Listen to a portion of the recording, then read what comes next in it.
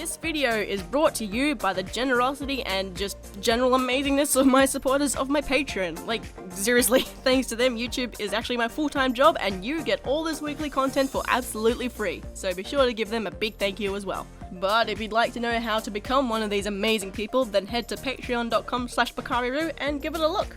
Even $1 a month helps me eat, pay bills, and get closer to being able to afford a trip to the USA, coming to a con, and meeting all you folks over there that keep asking me when I'm coming. I promise I'll get there eventually, I promise. Thanks for listening, and if you got this far into my Patreon screen without skipping it, you're officially a legend. Alright, let's get to the video. What? Hello!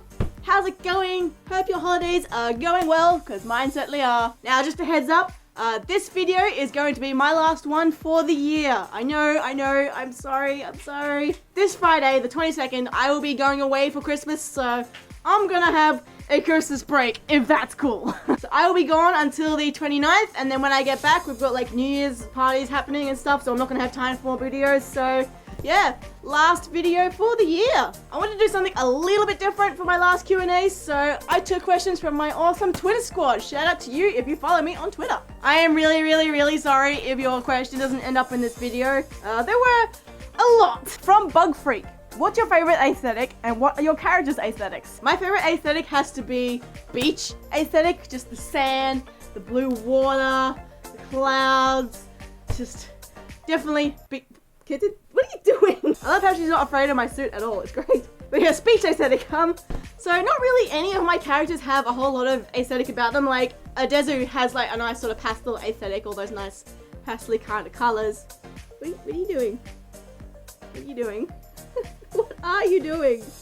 Oh, she's eating her tail, okay. You're just gonna stay there and be a dork. But Neho has that beach aesthetic, like I did one of those, character aesthetic-y thingies that were popular in April this year for her, and Neho's beach, the blues, and it's just, why are you pushing my elbow, kitten?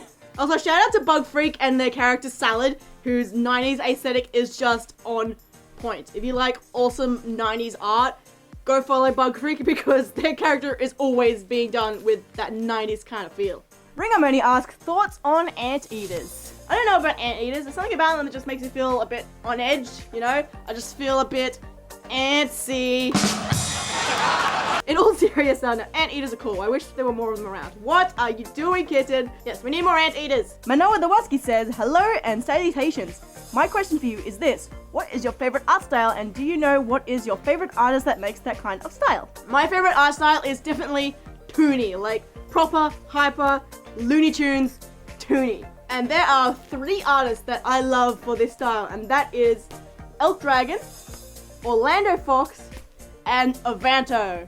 Joe Lester 2016 says, that is really good that you are taking a break, you deserve the rest. Oh, thank you. I have always been wanting to know, how do you balance your daily life with making videos and recording versus just chilling and hanging out with friends? In best regards, Joe Lester. It did take me a while to get the balance down, but the best way to really get the hang of it is treat it like any other job. Roster yourself. Pick the certain days and times that you're going to work and pick the certain days and times that you're going to have off. Because it's really hard when you do your job at home because you feel like you're always at work. You feel like you should always be working and you feel guilty when you're not. But that's not good for the old noggin, you know. You will lose your marbles if you're always in work mode. So with normal jobs, as soon as it hits like, 5 o'clock, you clock off, you go home even when there's still more work to be done. You turn off from work mode and you go home. You need to do the same thing, except you're already at home. So if you want to know like my work schedule, so Monday is usually my day where I'm going to organize what else I'm going to do for the rest of the week and maybe a bit of filming as well. Tuesdays are get my filming done day, so that's when I record my Q&As and stuff. And then if I've got more time left over, I can do some editing or do some artwork that I owe my patrons. Wednesdays I do not film because I have my personal trainer that day, so I'm too knackered to do any filming, so I make sure that I've done all my other filming on Monday or Tuesday so then I can edit on Wednesday. Thursday is catch-up day, so I'll film my bottle episode if I haven't already. I'll do some art and things that I've missed, and then just any other editing I need to catch up on. And then Friday is full-on editing day. Get all my editing done so that I'm free for the rest of the weekend. And then I have the weekend off so I can spend it with my girlfriend who also has the weekend off because she has a normal job. It really helps to keep a daily planner or like even actually roster yourself similarly like a job, so it's hard to balance but you'll get there. It takes practice. Oren Popo says, Okay, so are you willing to try the famous balut in the PH? King Blue. Is balut the proper pronunciation? I hear some people say balut and some people say ballot. I'm gonna say balut. If you don't know what balut is, you may want to skip ahead if you're a little bit squeamish, but basically it's an egg, but there is a half-formed chicken or duck inside. So it's essentially an egg that still has a fetus in it, which is just great. Apparently very, very good for you. It's like one of them superfoods or whatever. And you know what? I'm game. I want to try it. I'll try anything once as long as it's not spicy or insects. Because I'm really weak to spicy and I just draw the line at insects. I can't do bugs.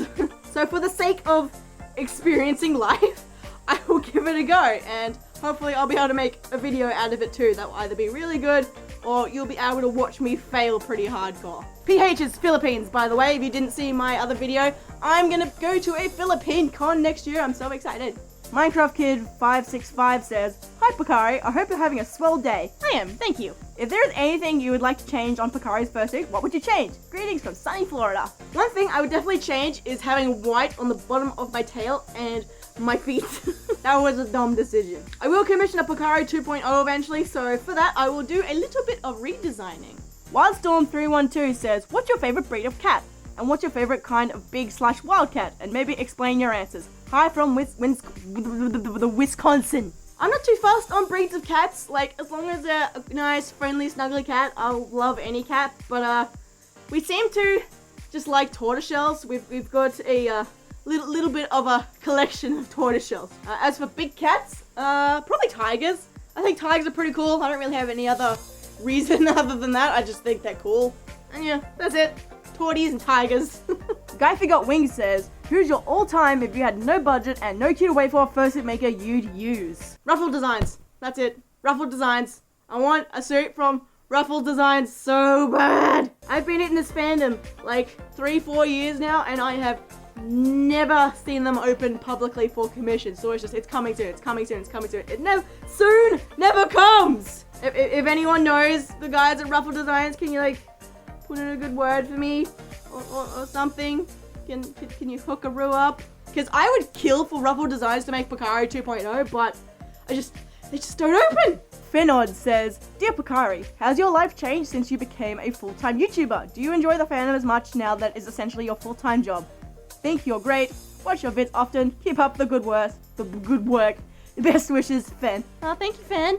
Yeah, this has been crazy. Who would have thought that me sitting down one day just to do a video for funsies would change my life later down the road? It has changed my life for the better because I have money. Like, I can actually do stuff now. I can pay for things and I don't have to keep depending on Kiba all the time. Like, it's nice to be independent. Because while I'm by no means rich, it's definitely paying a lot better than any casual job I've ever had. So thank you everyone on Patreon. Thank you so much for making my life so much more amazing. Thanks to you guys, we're able to pay rent and buy food, and I've even got a personal trainer now, so I've been getting fit, and it's all thanks to you awesome Patreon guys. As for my enjoyment in the fandom, yeah, it has actually, I mean, I don't want to say it's put a damper on it, but it's like, I get burned out a bit easier.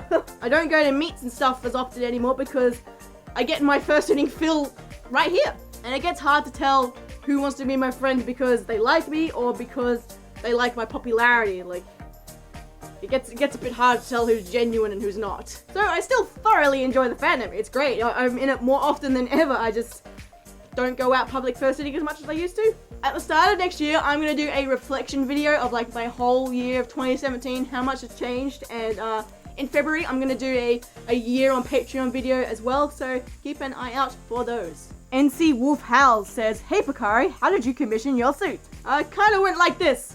I sent an email to More For Less with like, "Hey, I've got this cool kangaroo, do you like him?" They go, "Yeah, we like him." So I'm like, "Okay, here is thousands of dollars, please make into suit." And they go, "Okay." Suzu the cat says, "What's the weirdest thing you've gotten in the mail?" And if you remember Suzu's the person that did those Russian dolls in my mail video. Oh, they're so amazing. Thank you again for all that, Suzu. As for the weirdest thing, probably that Barbie doll arm a while back. That was interesting. What the fuck? We have an arm. And I don't know if you saw, but they sent the rest of that Barbie to Madeira. What the heck? This just popped out. What? Yeah, that's probably the weirdest thing. Raymond Woomy says, have you ever ruined the magic while fursuiting? I have actually, and that's because it was for safety. It was a few years back now. It was like the winter walk back in Melbourne. I didn't realize that this paradey walk kind of thing was a 2-kilometer long walk. I think it was even longer. So like I had my big full-size kangaroo feet and my full digigrade fursuit, and it wasn't very cold either, so I was dying.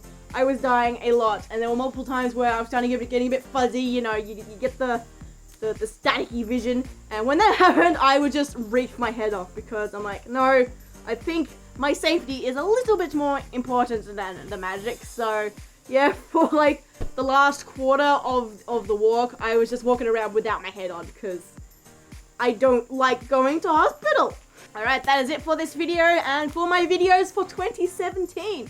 Thank you so much for joining me in this amazing year where my channel has been completely transformed. Thank you so much for joining me on this amazing journey. I can't wait to do my reflection video in the new year. I've got so much to talk about. There's so many things that I've done and hardships and good ships, and it's going to be good. But if you cannot wait for 2018 for your weekly dose of Pocari videos, you should go keep an eye on Do the Dutch Angel Dragons channel. No reason, just go watch it. Alright, thank you so much for watching. I see you in 2018. I hope you have a very happy holidays. I'll see you later. Bye!